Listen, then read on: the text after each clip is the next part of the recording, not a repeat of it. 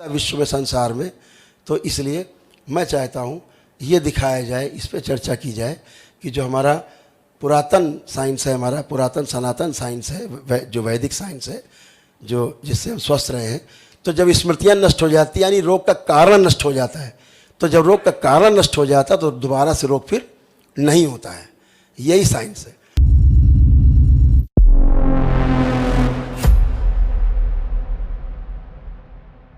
वही रोग आधुनिक चिकित्सा विज्ञान 10 साल, 20 साल, 50 साल जिंदा रहते मरते दम तक ठीक नहीं कर पाते, केवल दवा खिलाते रहते हैं, सर्जरी करते रहते हैं बार बार, और आदमी मर जाता है।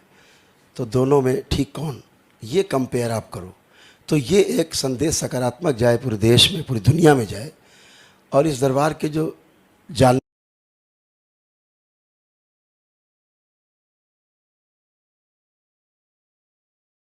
आदमी मर जाता है।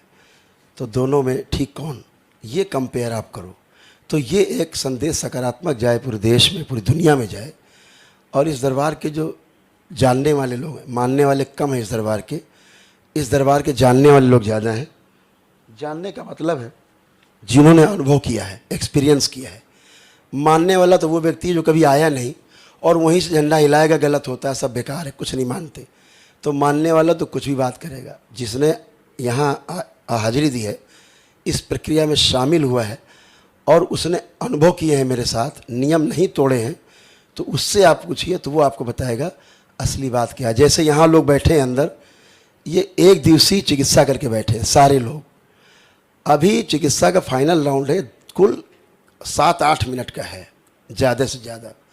इसके बाद आप इनसे खूब इंटरव्यू लीजिए और इनसे पूछिए इनको क्या रोग कष्ट थे और अब कैसा लग रहा है, आप कैसे हैं, सारे रोग कष्ट कैसे हैं, या उठ बैठ नहीं पाते थे, चल फिर नहीं पाते थे, या जैसा भी था।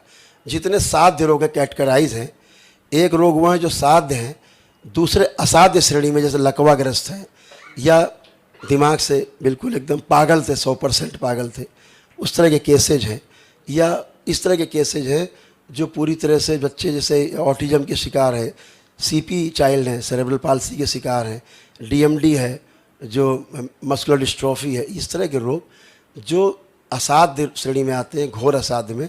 यहाँ से ये प्रक्रिया जब आप पालन करते हैं तो जिन स्मृतियों के कारण माँ के गर्भ में उन बच्चों के मस्तिष्क नहीं बन पाते हैं, विकार चले जाते हैं, और फिर बच्चे वैसे ही पैदा होते हैं जिनको डॉक्टर्स बोलते हैं जेनेटिक प्रॉब्लम के कारण इनको ऐसे बच्चे पैदा हुए खराब।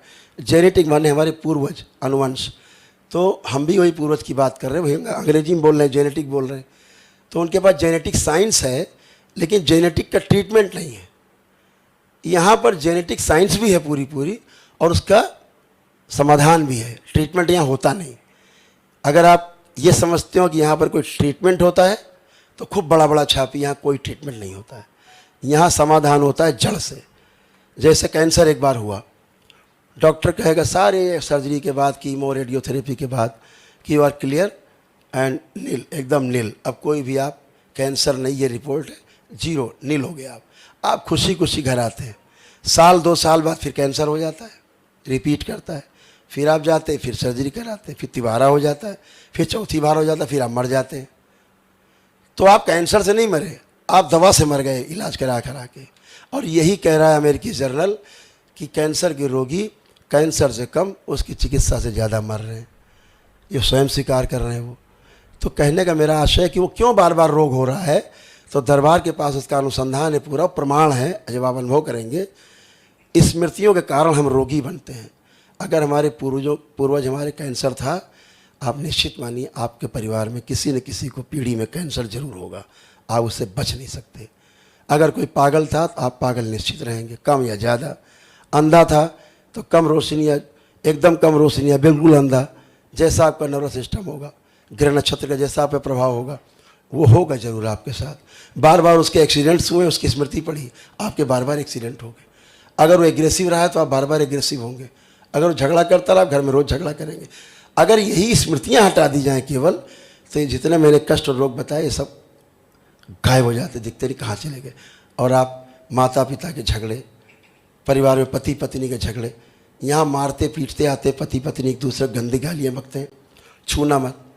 और 5 मिनट के बाद जब मैं कहता हूँ हाथ पकड़ने को, अब कैसा लग रहा है, तो कहते हैं, जब पहले तो कहते हैं कि बहुत ख़राब लग रहा है, मेरे को छूना नहीं है, देखना नहीं चाहते पति को। पति कह रहा है पत्नी नहीं छूना चाहते। 5 मिनट में ऐसा क्या हो जाता है अचानक कि पति पत्नी ऐसे खड़े होते हैं जैसे आज ही शादी हुई है, अभी अभी शादी हुई है, मंडप से बाहर आए हैं, बिल्कुल अभी निकाह हुआ बाहर आ गए। तो ऐसा क्या हो जाता है? क्योंकि स्मृति चली गई है गंदी। तो प्रेम है था ही, कोई लड़ना नहीं चाहता विश्व में, संसार में। तो इसलिए मैं चाहता हूँ ये दिखाया जाए, इस पर चर्चा की जाए कि जो हमारा पुरातन साइंस है, हमारा पुरातन सनातन साइंस है, जो वैदिक साइंस है, जो जिससे हम स्वस्थ रहे हैं, तो जब स्मृतियाँ नष्ट हो जाती है, यानी रोग का कारण नष्ट हो जाता है, तो जब रोग का कारण नष्ट हो जाता है तो दोबारा से रोग फिर नहीं होता है। यही साइंस है। तो इसको समझना है। जिसने केवल शरीर को समझा है वो केवल शरीर को काटे पीटेगा।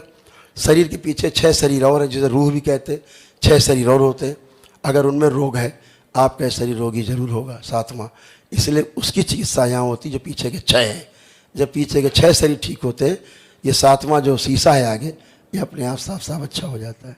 तो इसलिए ईश्वरीय चिकित्सा है ये, और वह विज्ञान है जो अभी इस कलयुग में अभी नहीं प्रकट हुआ था, लेकिन हमारे एनिसेंट हिस्ट्री में सब कुछ रखा हुआ है। आप पाएंगे कि ये विद्या हमारे पूर्वजों की है, ऋषि मुनियों के है, जिसके दम पे वो स्वस्थ रहते थे और सुखी रहते थे। तो तमाम उसके प्रकरण भी हैं। जैसे भगवान परशुराम ने 21 बार नरसंहार किए, पढ़ी कथा। क्यों किया? तो बताया गया कि हनुमान जी का युद्ध हुआ जब 21वीं बार कि भाई संहार मत करो, तो युद्ध 5 दिन चला। और जब उन्होंने बांध के हनुमान जी ने देखा मस्तिष्क में जाके परशुराम जी के, तो उनके पिता की जो हत्या हुई थी, उनके पिता की स्मृतियाँ छूट गई थी मस्तिष्क में बदले की। तो 21 बार मारा, और जब वो स्मृतियाँ नष्ट की, झगड़ा खत्म, मारकाट खत्म। 22वीं बार फिर नहीं मारा। और जिनको मारा था उनका श्राद्ध किया, पिंडदान किया, और उनके लिए प्रार्थना की, उनकी मुक्ति कराई उन्होंने। तो जब वो नहीं बच पाए स्मृतियों से, तो वो स्मृतियाँ रोगी बना देती, पागल बना देती। तो यही सब चीज़ें हैं। तो विज्ञान है ये। हम चाहते हैं इसको चैलेंज करो। हम चाहते हैं चिकित्सा, आधुनिक चिकित्सा विज्ञान हमको चैलेंज करे, और हम उनसे आधुनिक चिकित्सा विज्ञान के जो पुरोधा हैं, जो इसके मास्टर हैं, हम चाहते हैं कि वो ज़रूर हमारे निवेदन को स्वीकार करेंगे कि इस विद्या को सकारात्मक ढंग से देखें कि क्या इसमें से उनके लिए कुछ ऐसा निकल सकता है कि मानव जाति के इतिहास में कुछ एक नया परिवर्तन, कुछ एक नई क्रांति आए, कुछ नया कुछ आए, जिससे मानव जाति जो करा रही है रोगों कष्टों से, उससे उसकी मुक्ति मिले और पहले से और ज़्यादा अच्छी तरह से स्वस्थ हो।